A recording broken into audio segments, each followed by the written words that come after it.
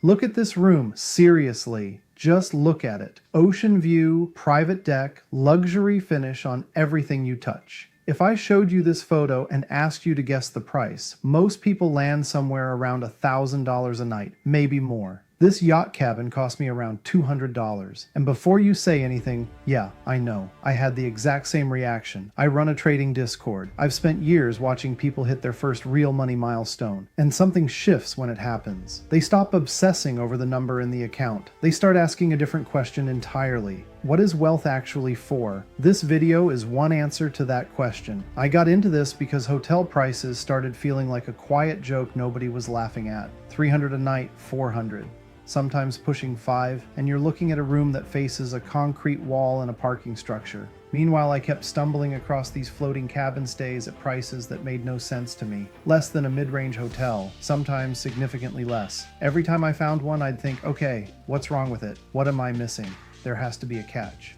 So I started actually digging, and what I found wasn't a catch, it was a pattern.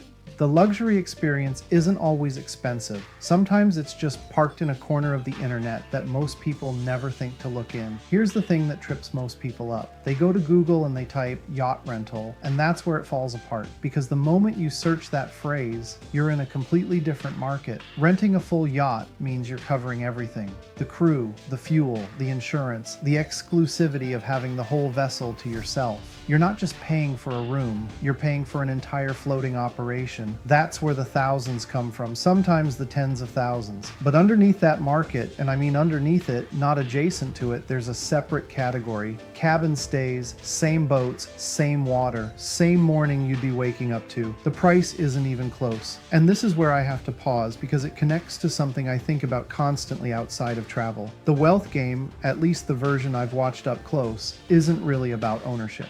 Not at first. It's about access, getting into the experience, understanding what it actually feels like before you decide whether you even want to own it. Own the vineyard row, not the estate. Take Christmas at the castle. Don't buy the castle. Cabin stays on a yacht are just the travel version of that same principle.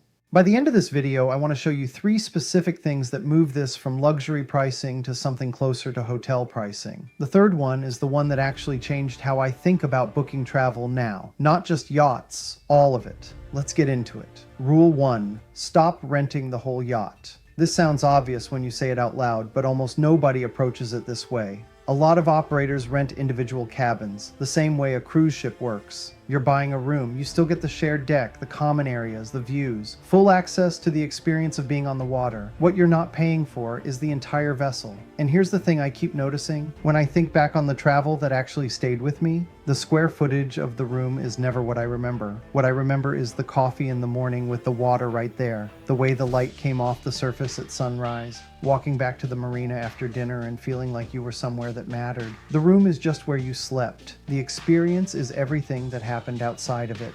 Most people are paying a premium for space they won't use and views they won't see because they're asleep. Book the cabin. You're not actually giving anything up. Rule 2, and this is the one that consistently moves the needle the most, shoulder season. I don't think people fully grasp how extreme the pricing difference is until they see it firsthand.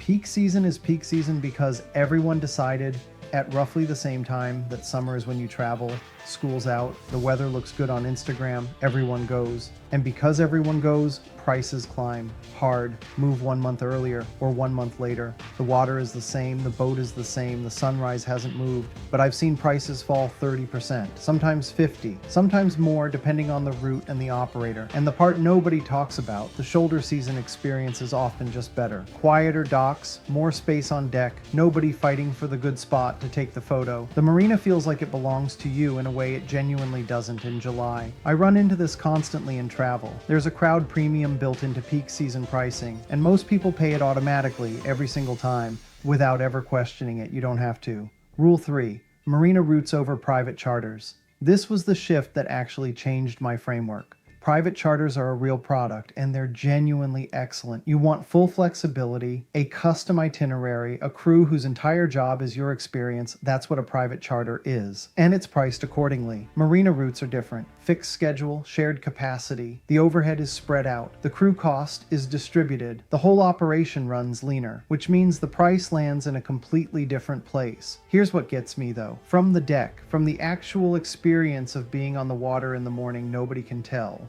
Same sunrise, same coffee, same feeling of the ocean underneath you doing whatever it wants to do. Different receipt. That gap between the experience and the price tag is the whole game. Once you start seeing it here, you start seeing it everywhere. So let me just paint the picture for a second. You wake up. It's early, but the light's already doing something interesting outside. You step onto the deck with a coffee and the water is just there, right there, moving the way water does when nothing's disturbing it yet. The sun's coming up, nobody else is awake. And later that day, someone's going to see a photo from your morning and assume you're somewhere between $500 and $1,000 deep. You spent around $200. That gap between what something looks like and what it actually costs is genuinely why this channel exists. It's not about performing wealth. It's not about making people think you have something you don't. It's about understanding that a lot of the texture of the wealthy life, the mornings that feel different, the places that feel far away from ordinary, the experiences that actually change how you see things, a lot of that is more available than people think. The estate is expensive. The row in the vineyard isn't. The castle is expensive. Christmas in it doesn't have to be. The private yacht is expensive. The cabin on the water isn't. Same principle, different entry point. If this is the kind of thing you find yourself actually interested in, not just the travel hack, but the framework behind it, the way access works, how wealth actually moves through experiences before it moves through ownership, that's what this channel is about. Every video is another piece of the map. Subscribe if you want to keep going. And before you go, if you enjoyed this little yacht adventure, you might enjoy the video that started all of this. It's called How to Stop Spending Your Future on This Month's Bills. Because before you can enjoy the wealthy life, you have to stop financing the poor one. That video's right here. I'll see you in the next one.